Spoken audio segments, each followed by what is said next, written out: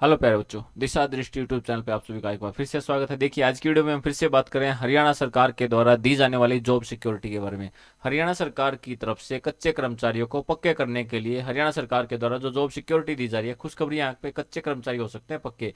1,20,000 को job security के लिए यहाँ पे बार बार बोला जा रहा है, सभी को लेटर मिलेंगे यहाँ पे सरकार के द्वारा, ये कहा गया। यानी हरियाणा के मुख्यमंत्री के द्वारा ऐसा कहा गया है कि यहाँ पे सभी को लेटर मिल सकते हैं। कौशल से अलग कर्मियों की नौकरी सुरक्षित, यहाँ पे सभी को भेजे जाएंगे लेटर और तभी इसको मान्य माना जाएगा। यानी यहाँ पे कंप्लीट डिटेल्स देखें क्या क्या यहाँ पे डिटेल्स है और क्या यहाँ पे कहा गया है। दैनिक सवेरा की तरफ से बार बार इस पर सवाल उठाए जा रहे हैं, बार बार इसके बारे में क्वेश्चन पूछे जा रहे हैं।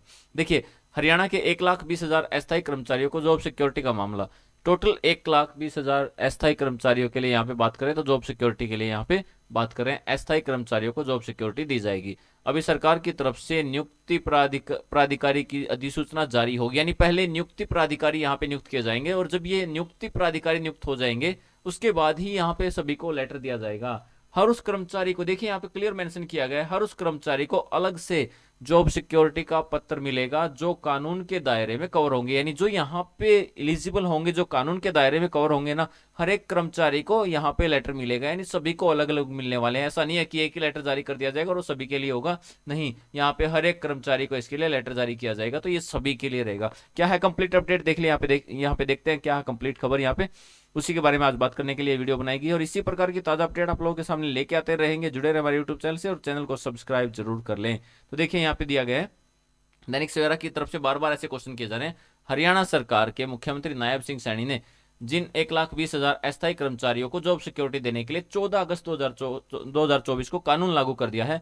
यह कानून अध्यादेश के रूप में अधिसूचित किया गया है, मगर इस कानून को प्रभाव में लाने के लिए अभी सरकार की तरफ से उपयुक्त प्राधिकारी अपॉइंटिंग अथॉरिटी की अधिसूचना जारी होनी है। यानी वो अभी तक नहीं हुई है। नियुक्ति अधिकारी प्राधिकारी हो अपने अपने विभाग में या बोर्ड में, निगम में, वैधानिक संस्था में इस कानून के तहत उन कर्मचारियों को जॉब सिक्योरिटी का पत्र जारी करेंगे। या जब यहाँ पे नियुक्ति अधिकारी को नियुक्त कर दिया जाएगा तो वो यहाँ पे जॉब सिक्योरिटी के लिए पत्र जारी करेंगे जो इसके दायरे में आएंगे। दैनिक सवेरा ने इस बिंदु पर लगातार खबरें प्रकाशित कर रहा है और बार बार यहाँ पे सवाल किए जा रहे हैं। दैनिक सवेरा ने मुख्यमंत्री सैनी से इस विषय पे बार बार प्रश्न पूछा है।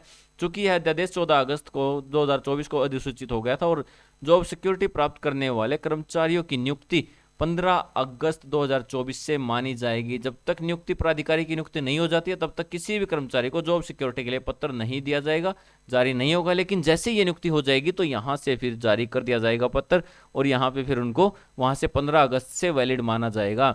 देखिए 14 अगस्त से प्रभावित हो गया है, यहाँ पे कानून जो है वो 14 अगस्त से प्रभावी हो चुका है। दैनिक सवेरा के पूछने पर मुख्यमंत्री नायब सिंह सैनी के प्रधान सचिव वी उमाशंकर ने कहा, the Haryana contractual employees security of services ordinance 2024 धारा 1 की उपधारा 2 की अधिसूचना तारीख 14 अगस्त 2024 से प्रभावी हो गया है। इस कानून की धारा 2 की आइटम ए के अनुसार नियुक्ति तिथि 15 अगस्त 2024 रहने वाली, यानी 15 अगस्त से प्रभावी माना जाएगा, लागू माना जाएगा। देखिए यहाँ पे मुख्यमंत्री ने भी बार बार कहा है, मुख्यमंत्री नायब सिंह सैनी ने कहा कि कांग्रेस एक भर्ती रोको गैंग बना हुआ है। कल ही कांग्रेस चुनाव आयोग और हाईकोर्ट के पास गई है, जिसके बाद चुनाव आयोग ने भर्ती को रोक लगा दी है। इतना बड़ा पाप कांग्रेस की भर्ती रोको गैंग ने किया है कि हमने कौशल रोजगार के 1,20,000 युवाओं को नौकरी एक कलम से सुरक्षित कर दी, टीजीटी की भर्ती पूरी की, दूसरी नौकरियां भी दी। लेकिन कांग्रेस में हुड्डा पर यहाँ देखिए, यहाँ पर बार बार वाद विवाद इलेक्शन की बात है तो यहाँ पे ये चल रही है, जिसको हम ज़्यादा डिटेल्स में नहीं लेंगे। हमें तो यहाँ पे बात करनी है उन कर्मचारियों के लिए जिनका यहाँ पे अपडेट्स हम लेके आए थे।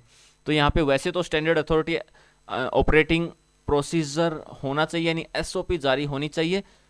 चूंकि कानून बन गया है तो और लागू हो गया है तो इसे लागू करने के लिए अलग अलग तरीके हैं। संबंधित विभाग, बोर्ड, निगम और संस्था के मुखिया इस कानून के तहत कर्मचारी को जॉब सिक्योरिटी का आदेश पारित कर सकते हैं।